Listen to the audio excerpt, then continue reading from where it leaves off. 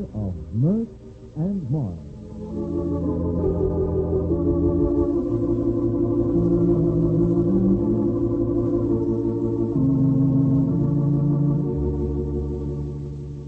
Today, Myrt and Marge will learn definitely whether or not Marge can be legally adopted by her foster parents, the Myrts, who have raised and loved her as their own child since the day she was abandoned on their doorstep 16 years ago.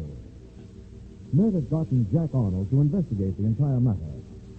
He has been mothering Marge from the first time they met when Marge came to the Hayfield Theater and timidly asked for a job in Broadway's most famous musical extravaganza. Something in Margie's sweet, piquant face stirred Myrt's emotions and also raised bitter memories of a not-too-pleasant past in the older girl's life. But she has put aside her own problems for Margie. And in just a moment, you'll find out the newest developments in the story of Myrt and Marge.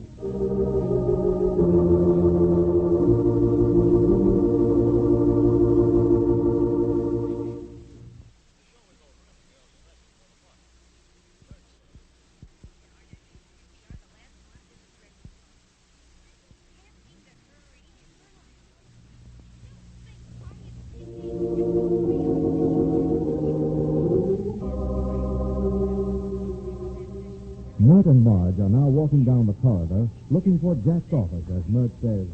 Let's see now. 33218. Guess that's down this corridor. To the left. Oh, gosh, I hope he's waiting for us, Myrtle. Why, we're 10 minutes early, Margie. Well, here's the door. This is the reception room. I don't see a receptionist. Well, I guess we are a little early.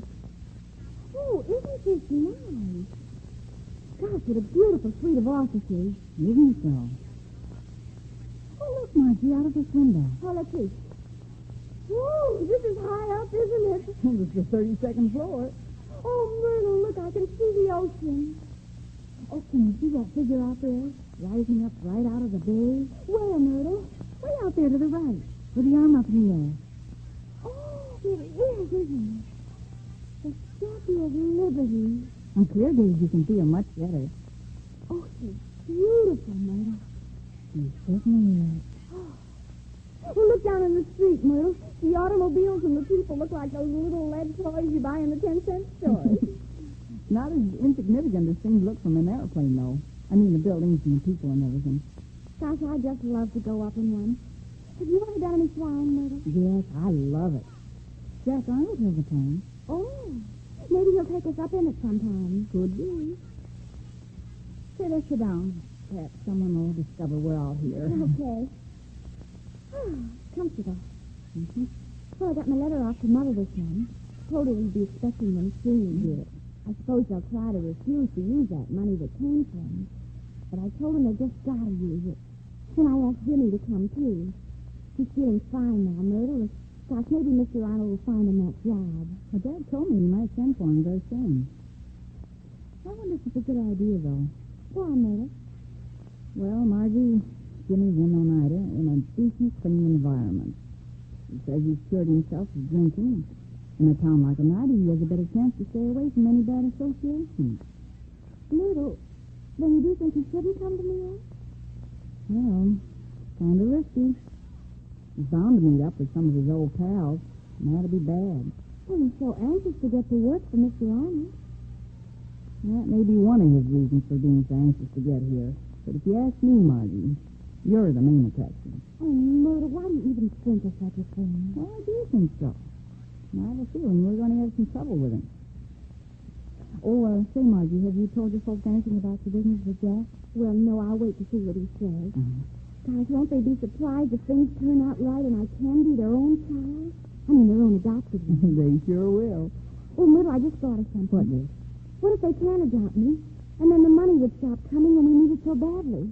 Well, I guess you could exist without it. Jimmy goes to work, and you've got a good job. Well, it would be a great relief if it did stop.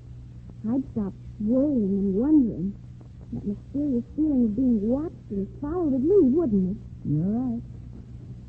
Besides, just set a door open. Maybe it's Jack. Oh, how do I look, Myrtle? Fine. Oh, there's a little smudge on your nose. Oh, here, wipe it off quick. Then, Marge. Here you are. Well, hello, girls. Right on the dot, aren't you? Hello, Mr. Oh, Arnold. we're ahead of time, Jack.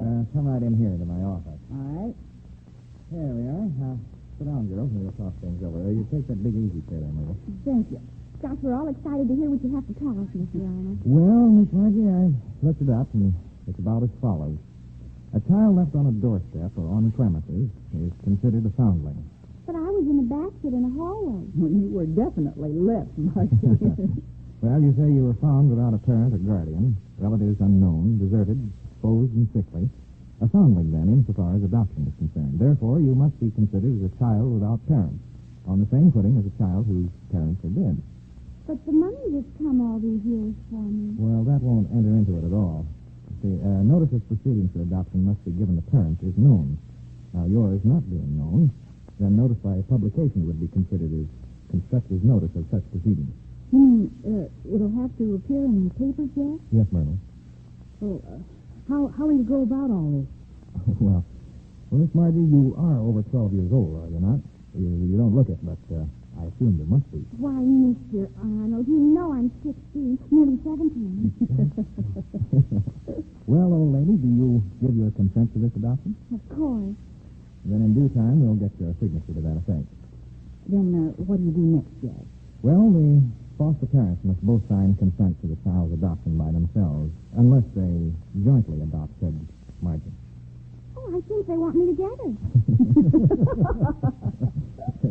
Well, adoption is usually done by petition to county or surrogate court of county where the foster parents reside. Oh, would I have to go to Oneida? No, let's see. You say your father and mother are coming to New York City in a few weeks? Yes, perhaps for Daddy's birthday. Uh-huh.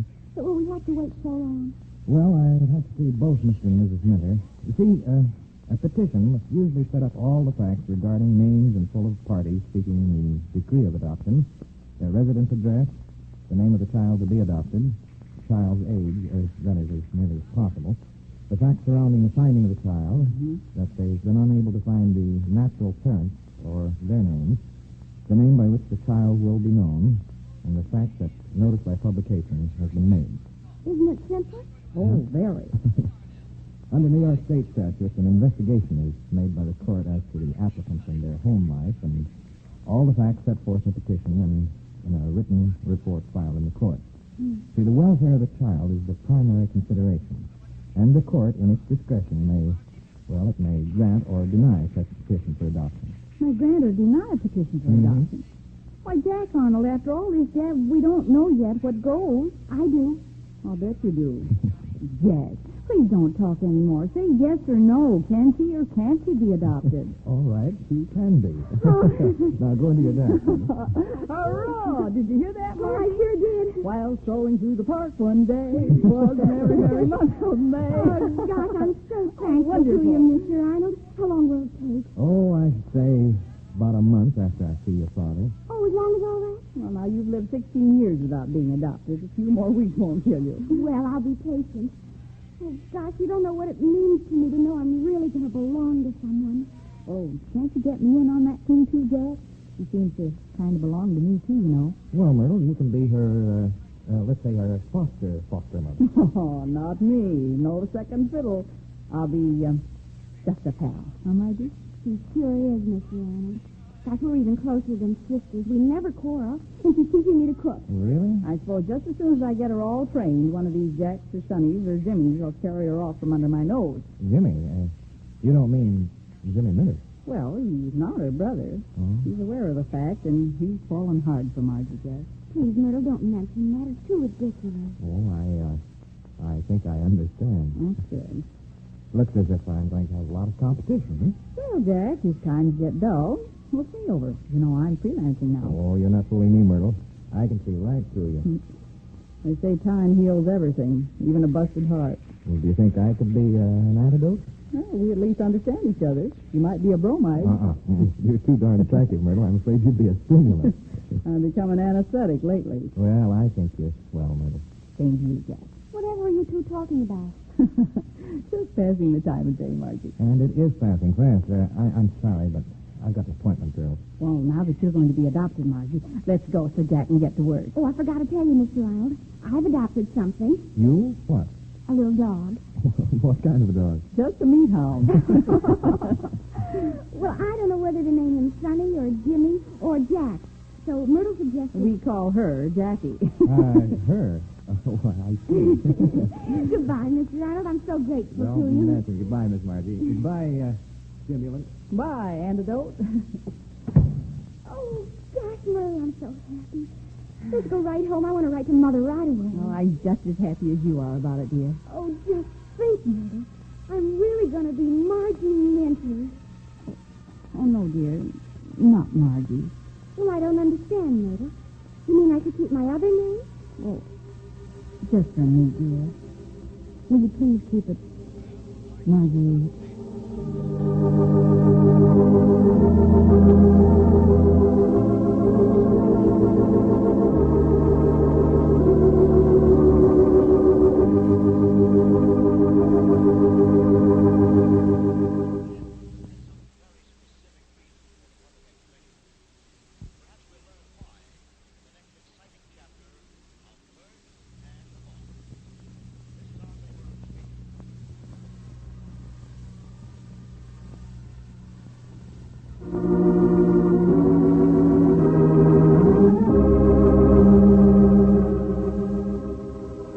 Well, Margie can really be adopted by the Minters, and the happiness of both Myrt and Marge is very evident. But why is Myrt so insistent on Marge retaining the name of Marguerite? Is it just sentiment, or is it for some other deeper reason? Perhaps we'll find out what it is in the next thrilling episode of the story of Myrt and Marge. This is Andre Baruch speaking.